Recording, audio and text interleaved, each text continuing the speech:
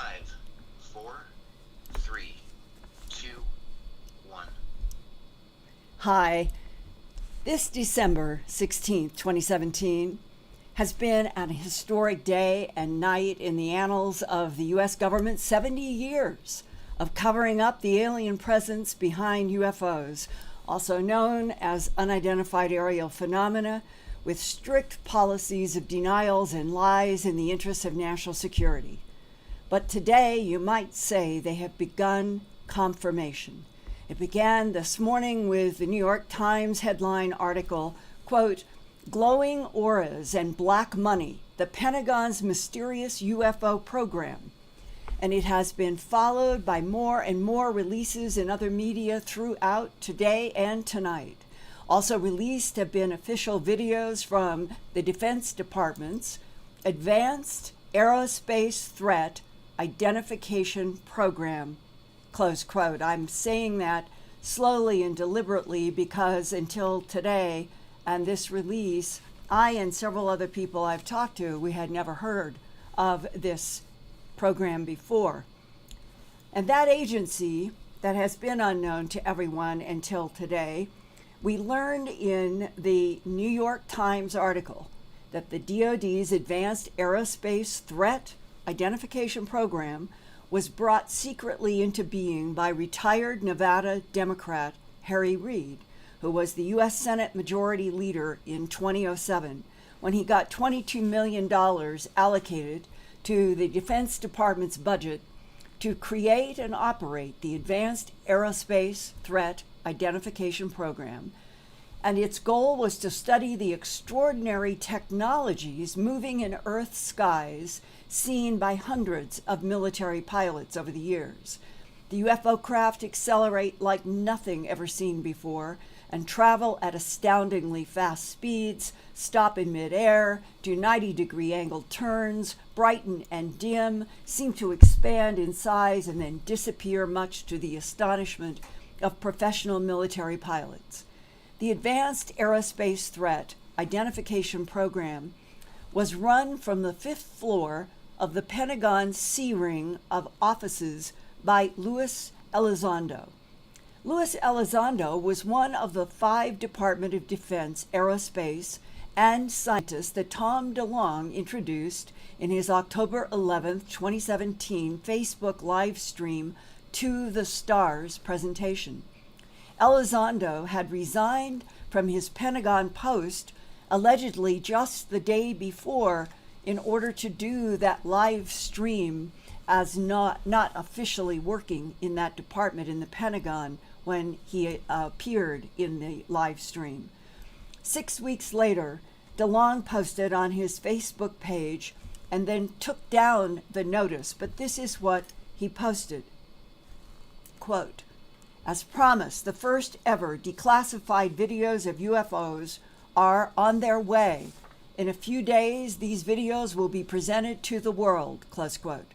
And so this December 16th New York Times article seems to be linked to that DeLonge posting. The New York Times article explains that in response to its inquiry about confirming the Advanced Aerospace Threat Identification Program, that, quote, "Pentagon officials this month of December acknowledged the existence of the program, which began as part of the Defense Intelligence Agency," that's the DIA, close quote. The Times states, quote, "The Defense Department has never before acknowledged the existence of the program," close quote.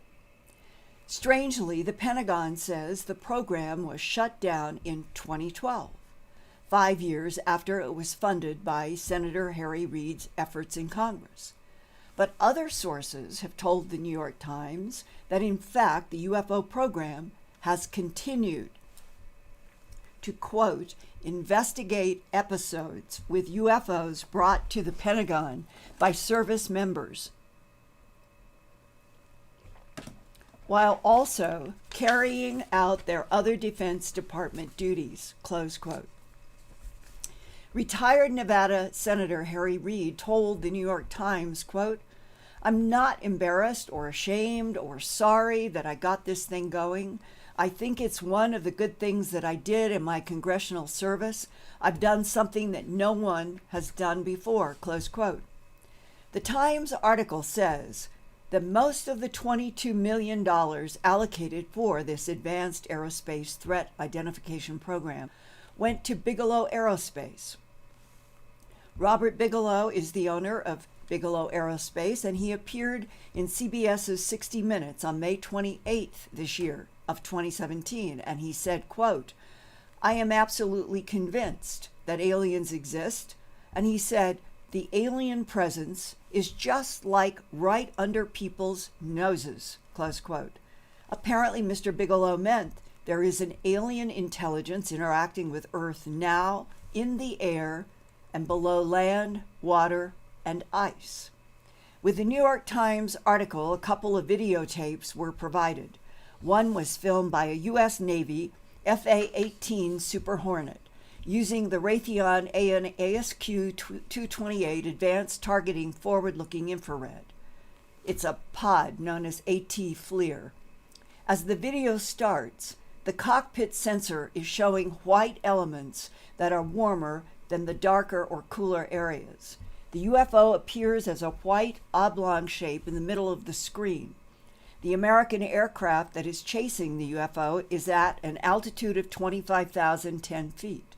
The highly trained fighter pilots in the Super Hornet are recorded as astonished by what is happening on the heads-up display. One pilot says, quote, "There is a whole fleet of them. Look on the ASA radar display. They are all going against the wind. The wind is 120 knots, which is 138 miles an hour. And then the sensor is switched from white hot to black hot. And then the object is much clearer and has an oval shape with protrusions top and bottom. And then the disc-shaped object begins to rotate. You can see it change its orientation by almost 100 degrees. And then one of the Hornet pilots says, 'Look at that thing.' And someone else says, 'It's rotating,' which you can clearly see in the video that has been officially released from the Department of Defense. A transcript and analysis provided with the infrared video states that the UFO, quote, "The orientation is now perpendicular to the horizontal plane despite these headwinds. This maneuver is executed in a manner that is inconsistent with current principles of aerodynamics and possibly indicative of a vacuum environment." That would be, it's in our atmosphere, but a vacuum would be as if there is some isolated physical feature that is now manifesting itself around this UFO or UAP. As the video concludes, the object's orientation and performance seem to defy current principles of physics such as atmospheric resistance and normal aerodynamic forces. During the orientation change, the UFO also slows to a near stop but does not change altitude. All of this is a quote from the material that is along with this video. So today is the first time in 70 years since World War II that official and astonishing UFO footage filmed from military airplanes has been officially released to the public and the media. Congratulations are in order to Tom DeLonge and to the Stars Academy and the collaboration of Luis Elizondo, retired director of the Defense Department's Advanced Aerospace Threat Identification Program, allegedly still ongoing under other management now, even if not acknowledged, and to Chris Mellon, former Deputy Assistant Secretary of Defense for Intelligence, Jim Semivan, former Senior Intelligence Service CIA Directorate of Operations, Steve Justice, former Advanced Systems Director for Lockheed Martin Skunk Works, and electrical engineer and physicist Hal Puthoff, Director of the Institute for Advanced Studies at Austin in Texas. They are the group that is apparently linked to now this disclosure today that many other people are calling it. This is confirmation that has been needed for these 70 years, and now it seems finally to be cracking open.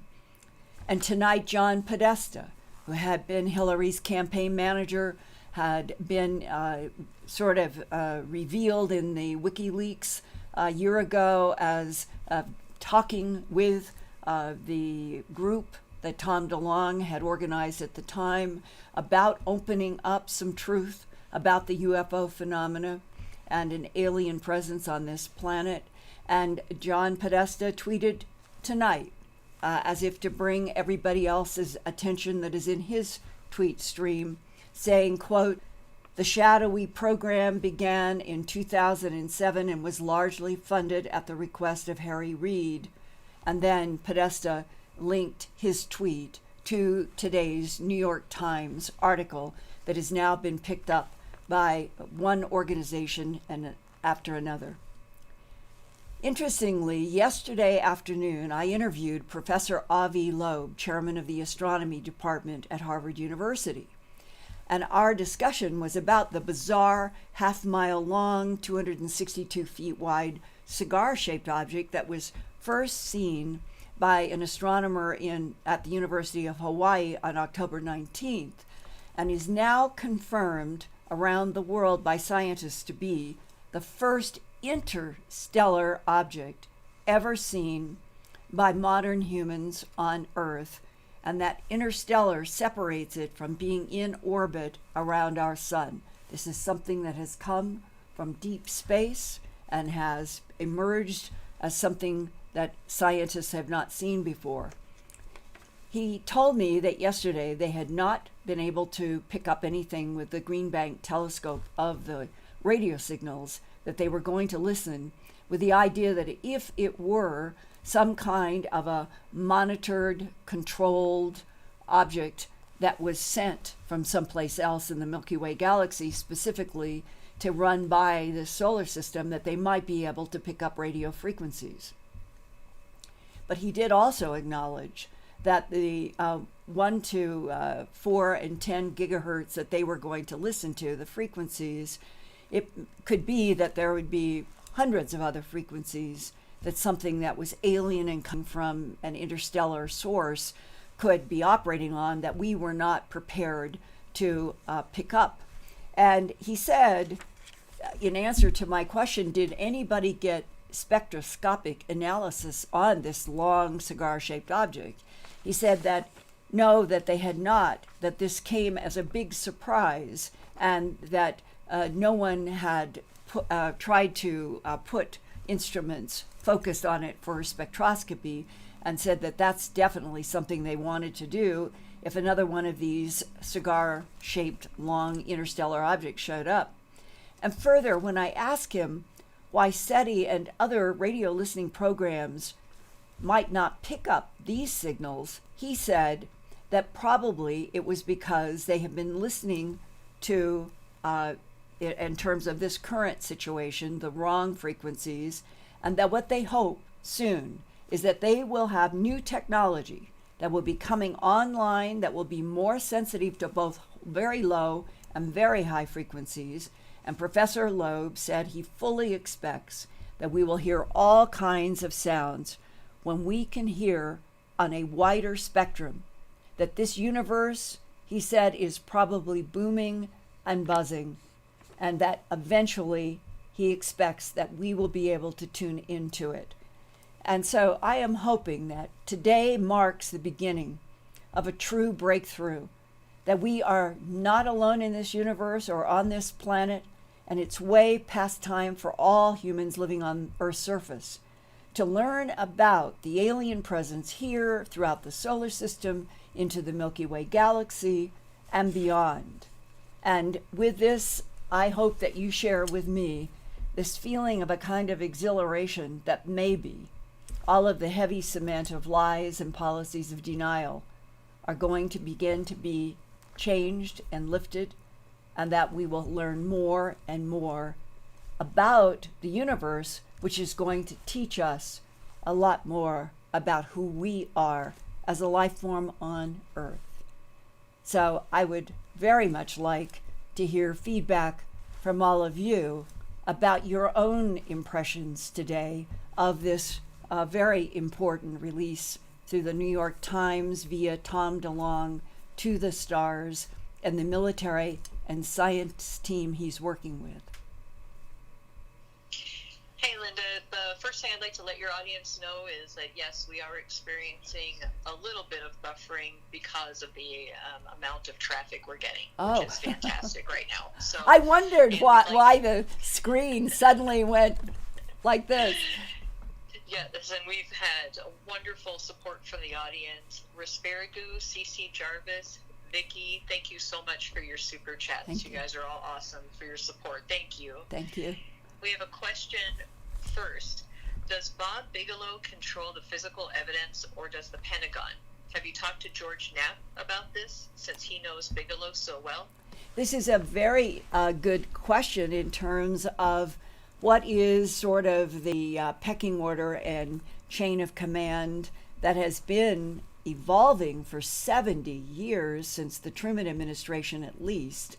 And so to answer that question, I don't know if any of us and the people that you've mentioned, that they are hopefully, that this is why I think this is so important and why I wanted to come into this update tonight. If this is the beginning of what we're finally going to start getting confirmed chain of custody, proven documents and videotapes officially from the Department of Defense, that was the War Office in the 40s with Truman, and that we are evolving now into a new relationship between our government and us as American citizens, and that we are going to begin to understand what is it that they really know. These videos that have been released, they're a tiny scratch on the iceberg of what I know for a fact in many cases, that video that has been described to me goes way beyond these. So there's a lot more to be learned. But if these people that you've asked about, if this group are now truly a doorway to getting the truth in videotapes and photographs and documents, and who and what and who is an ally, who might not be an ally, there is danger, that there is no reason for anybody to be afraid or panicked, because clearly this is a phenomena that has been interacting with Earth not only for decades but for millennia. And we as a species, we are here, we are evolving, and we are getting to this extremely exciting threshold, as Avi Loeb from Harvard and I talked about yesterday, where you begin to feel this palpable sense of pressure that we are headed. Starshot, that he is one of the chair advisors, it's headed out to Alpha Centauri. It will be going, they hope, 25%, 30% the speed of light, and maybe that's going to launch in 4 or 5 years. Elon Musk is headed for Mars, he insists, in 2024. Robert Bigelow, the Bigelow Aerospace, these units that can be put into the Lagrange points, they can be put on the moon, they might be able to launch them to Mars. It is that the ingredients are here for us to now start moving as an entire world, having to do with a whole new relationship to the earth, so that humans can share in this and be healthy in understanding what dangers and what pluses there might be. We all need to know what our governments know. And that has been an appeal for a long time. And if this is the beginning of some kind of a break that gets the steps rolling, so that we all that have been trying to report and understand the truth, that we can all be in a reinforced next step, that will be, I think, a huge positive. And so I'm hoping this really is the beginning for all kinds of opening up for all of us to understand more. When they show these videos and say that pilots are saying they're seeing accelerations that they have never seen by any terrestrial object, that they're seeing all kinds of changes and alterations and all sorts of things that we don't do in terrestrial machinery. To understand the physics and the insights those physics would bring to us about how the cosmos works in relationship to this phenomena, or the phenomena in relationship to the universe that we don't understand. This, to me, this is exciting. And it might be that an entire generation of children around the world, China wants to be building a base on the moon soon, and to get all the children of the earth interested in becoming physicists and astronomers and aerospace engineers and biologists and microbiologists and on and on and on. We could, through this new opening, this confirmation of everything that has been hidden and lied about for 70 years, this could be something that could change the entire planet to a more positive path than the one we have been going down of so much division and violence. So let's hope that these men that you've asked about, that they are going to be able to keep this door open up for all of us. Is there another question? Yes, and first we'd like to thank Looney Tune for her awesome chat as well. So we have one question is, do you think that Tom DeLonge's group has more to come, and were they responsible for this story coming out? Oh, that's what I'm saying, is that Tom DeLonge had tweeted a tweet that he also took down, but some of us had done screenshots of those tweets, and that he was saying that there was going to be he was going to have a opening up of video officially from the Pentagon, and this was 3 or 4 weeks ago, and then this comes. So you have to assume that this is linked. And the New York Times talks a bit about the To the Stars effort.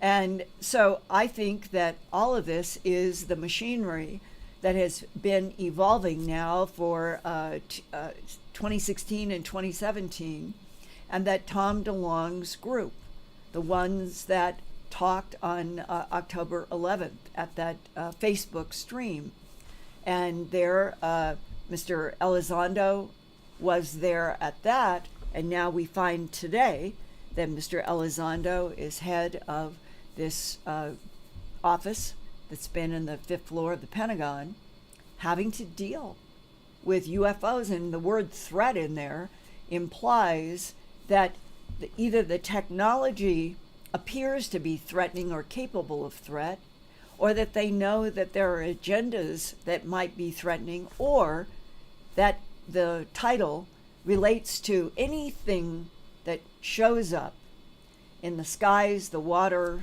underground of this planet, that is a technology that can go at huge speeds, disappear, become invisible, stop in the air, all of that.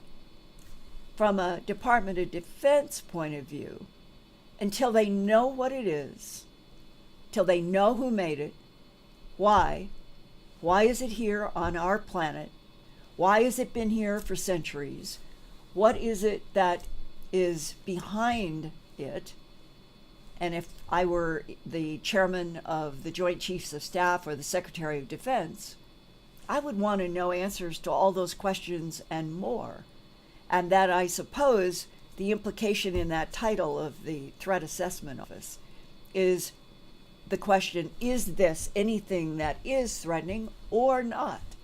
If it is an alien intelligence that means us no harm at all, but appears in our sky, in our other parts of the earth, as capable of doing things to matter and in physical relationships to matter that we cannot do, then a government military unit would want to know, can this technology be used as a weapon?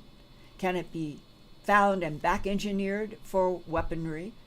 Because one of the big jobs of our government is to protect the public and the citizens. And so that means that everything that is a phenomena in the air would have to be assessed through the Department of Defense. Is it a threat or not? And one of the things that I have learned, I think, in the last 5 years consistently, is that we're dealing with a lot of big variety of intelligences, and that some are in the ally category and some might not be. But that, even if there is something out there that is not in an ally category, that doesn't mean that we all run to the exits. No, we grow up and we face what this universe really is like, and we don't have people with policies of secrets and denial, and we begin learning as a population together what is it that we are dealing with. What is our relationship truly to this planet, to other life forms out there that may have seeded us or seeded this planet, and that maybe we're going to come to some sort of an era in the future where we're going to meet something that is humanoid and may know a lot about what has happened on this planet that we don't know. That, to me, is the part that is so, I guess I want to say, gives me a kind of energy to want to keep going forward, because clearly we humans on planet Earth haven't understood much of anything about what forces have been here, what manipulations there have been, what our solar system has experienced, what's going on in the Milky Way galaxy. And until we are aware of the big picture, we're not going to be the strong, healthy human intelligences that I think that we can be. So all of this, to me, I'm grateful to Tom DeLonge, to those scientists, to those military people, to everyone in the government who is now trying to confirm that the whole UFO, UAP phenomena is real, has remarkable potential for our own technology and evolution, and that this is not going to be something that continues to be hidden. So I think that we all should be thanking Tom DeLonge and these people, and hoping that a bunch of us can join in a collaboration effort in trying to keep on communicating to the audiences that we have, which is one of the reasons why that tonight I wanted so much to be able to talk with some of you, because my emails started this morning and they've gone all day into tonight with all kinds of questions and concerns. And so that's why I'm here. And I would love to take a few more questions if you would like to ask. Thanks, Linda. We would like to thank Alex for his super chat. Thanks, Alex. And we have another question, which is, what is the next step? Well, that is a very good question. There are a lot of moving parts in this Rube Goldberg machine. And for example, yesterday in that discussion with Avi Loeb at Harvard, he is a chair on Project Starshot and Breakthrough. So he's very interested in these interstellar object idea concepts of this big long thing that has just come by. And the Starshot is exciting because no matter whether we had a helping hand from extraterrestrial intelligence or other dimensional intelligence or time travelers or whatever all is behind the UFO, UAP phenomena, it is very clear that we are beginning to make steps on a road in which the idea that photon laser light could propel a small but very intelligent craft out toward, let's say, Alpha Centauri, our nearest star, 4 light years away. And that if we can launch the first launch at 25% the speed of light, it might take 17 or 18 years to get to Alpha Centauri. And then eventually, somehow, we would get that information back. But each year, we would keep refining our technology, and eventually, maybe we'd be very close to light speed propulsion. And if we can get this kind of technology heading to Mars and setting up some kind of a return so that we'd have this rapid telephone, if you want to call it, with the Starshot kind of technology between, say, Mars and the Earth. And if Elon Musk gets there and they have a base, we have rapid 3 or 4 minutes going in between Mars and the Earth. All of these kinds of concepts humans are now trying to define for themselves and do. And so maybe right now, tonight, is like a new line, a new path that is reinforcing that our own human efforts may end up in a handshake with some of the other intelligences that clearly are here or in our solar system or beyond. And I find that tremendously exciting, and I hope you do too. And I love another question. Okay, Linda, so I'm going to do my best to pronounce these. So the question is, have you heard of Charistius or Vlash? You'd have to spell it. Karistus.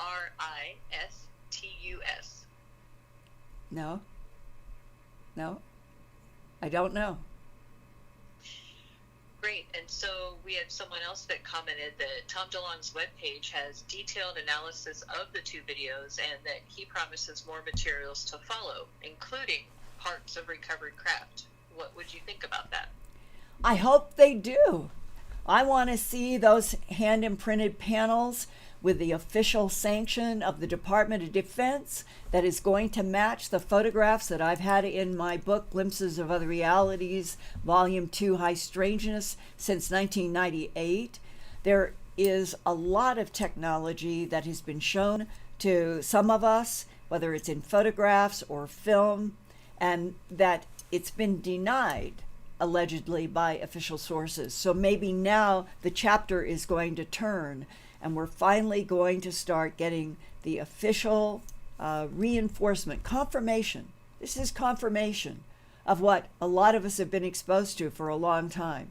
And in that confirmation, if we end up seeing the symbols, the hieroglyphs, we see the imprinted hands, all are details that have been described earlier, going back into the 1990s, and then some of these descriptions have been in some of the cases of human abductees who have drawn some of the symbols that have shown up sometimes in sketches of people who have been whistleblowers who said this is what they have seen on retrieved craft. So maybe it's going to start focusing where we get this reinforcement, this confirmation that we all need, and then all of this historic material should be displayed to everybody.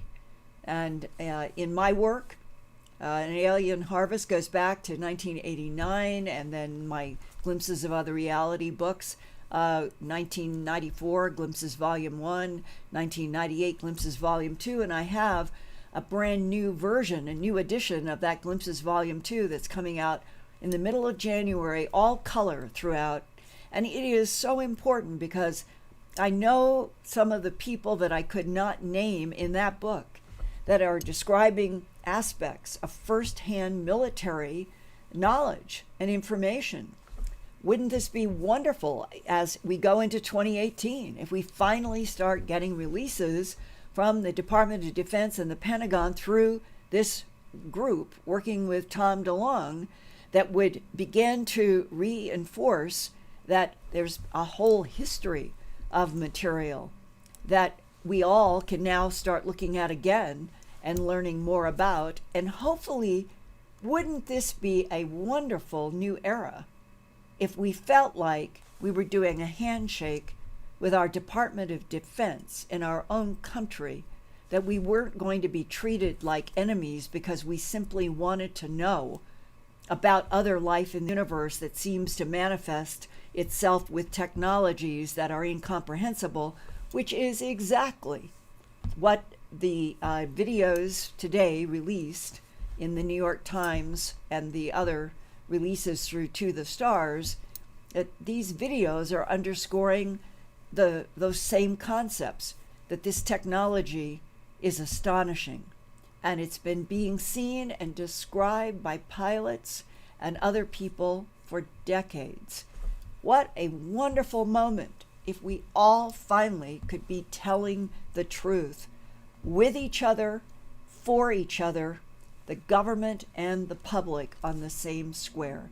It may not happen overnight, but if this is what the current confirmation effort is going to head toward, we're all going to be able to talk with each other finally without policies of denial and lies. Wow, it could be a huge revolution in a positive way for everybody. And because this is such a special day and night, I'd like to take 2 or 3 more questions. Okay, Linda, I've got another one. Could this cause the government to backtrack on initial explanations about other UFO crashes?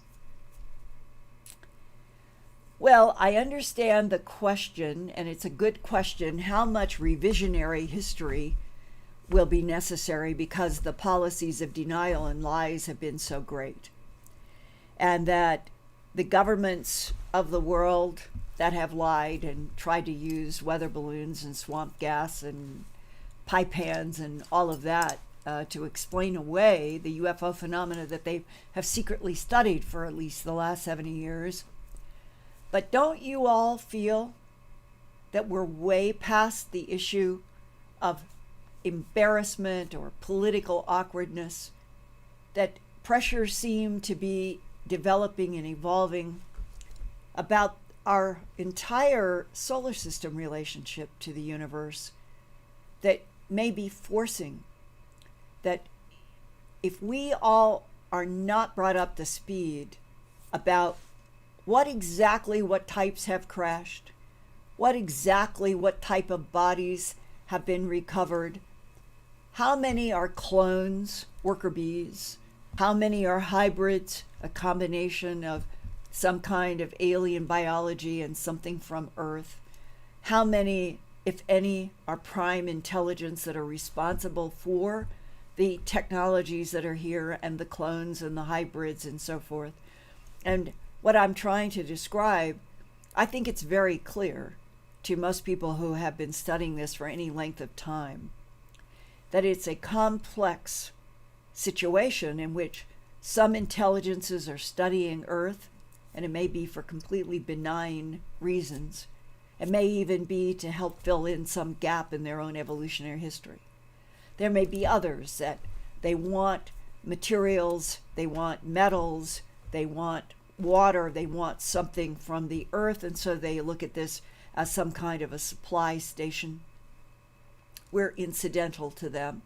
And then there are others that may be focused specifically on human evolution as something that they are studying, that they are manipulating. The tweaks in genetic evolution have been caused.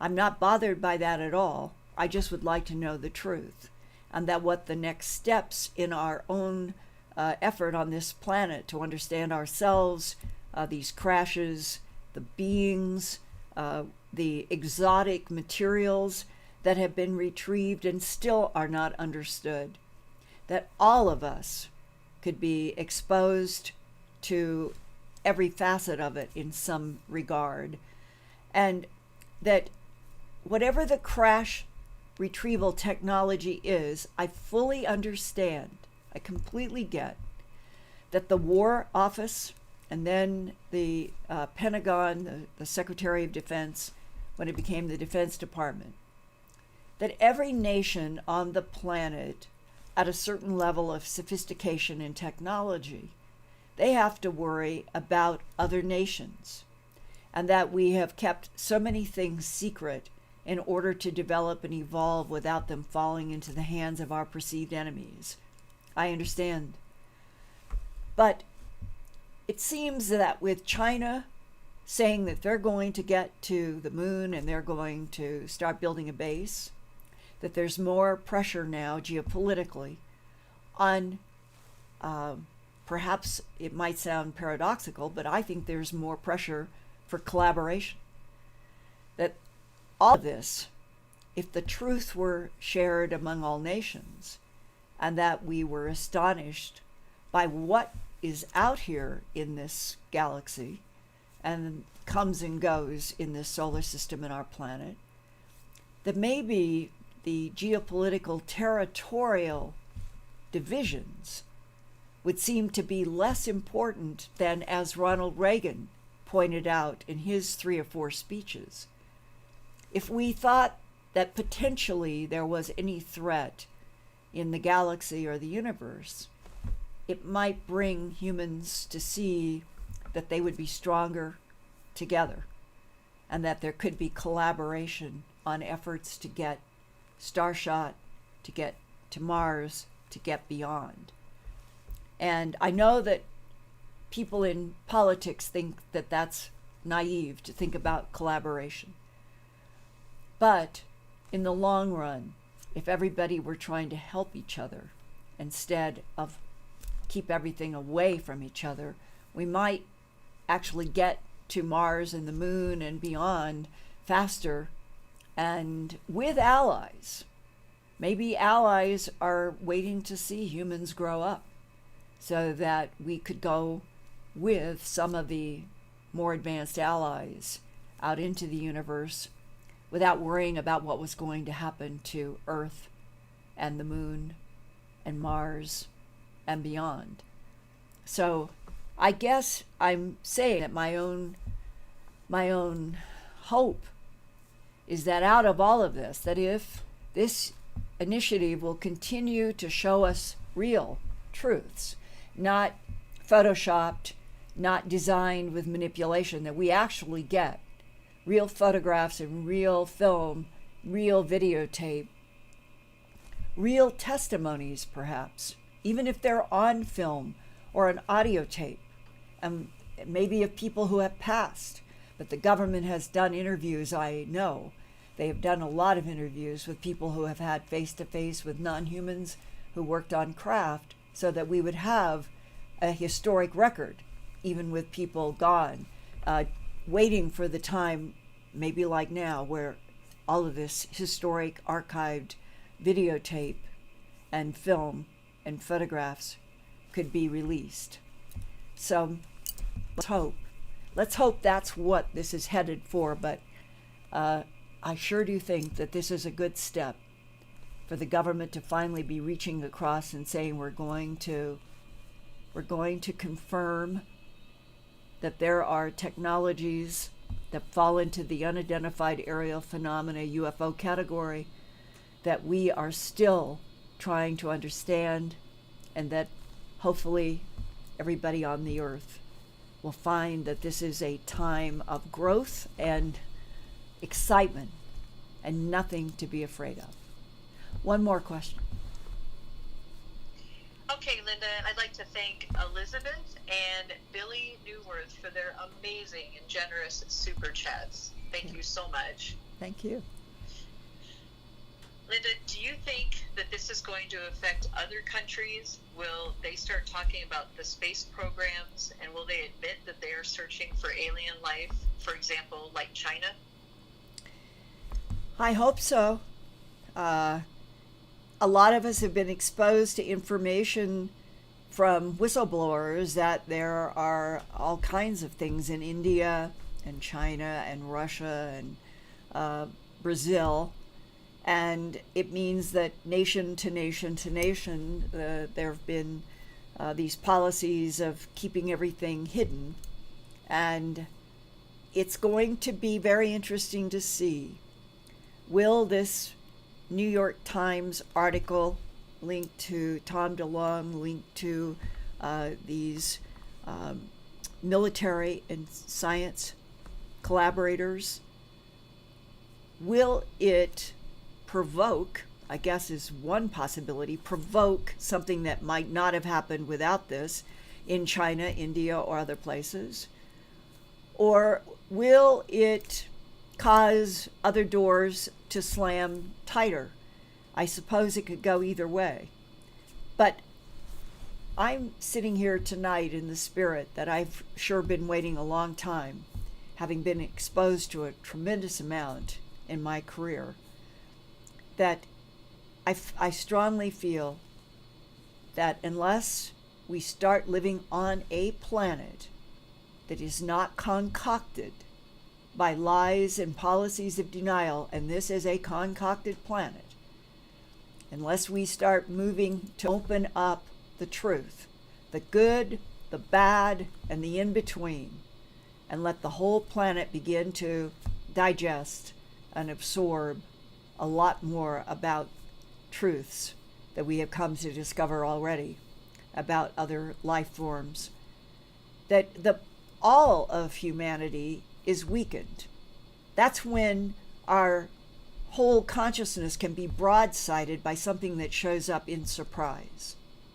If we can get all kinds of information out and let people start absorbing, then no matter what shows up, another half-mile long cigar that might be emanating radio frequencies, then there isn't a shock to the psyche that would happen if we were left in this state of total, dumb, blind ignorance as an official policy, worrying that humanity wouldn't be able to handle the truth.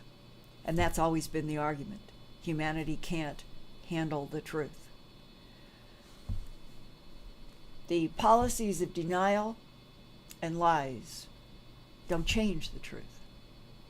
They just hide the truth. So I guess I will always opt for we should learn the truth. And you know, tonight, because we're moving into, soon it'll be Christmas, and that is one of the powerful religious histories on earth. And one of the things that I have personally come to have insights about in all of these efforts to investigate phenomena related to the presence of one or more intelligences is this: that no matter how many times the Greek gods were categorized to humans as being something bigger and greater and falling into mythology, or the Anunnaki, or how many so-called wives' tales or superstitions have been in all of the nations, all of the villages everywhere around the planet, having to do with fairies, demons, angels, good, bad, that somehow what I'm beginning to understand is that any of the religious histories that helped humans say there are some rules to live by and that there are dark things to avoid, it all, in a way, is true. And that maybe what is going to happen now is that we're all going to learn a lot more about forces in the universe, some dark and some very light, and that we're going to find that the yin and yang symbol that we have had on this planet is almost like a logo for the kind of universe that we are in. A bit of dark in the white, a bit of white in the dark, both of them big and perhaps almost equal, but that something about the history on this planet and the evolution of us, with the minds, the soul, the spirit, and the consciousness that Homo sapien have, almost seems to have been forged by something that wants us to be able to stand on our own 2 feet, understanding darkness and light, and make a choice for the light. And that may ultimately be what all of this is about. And that today, December 16th, 2017,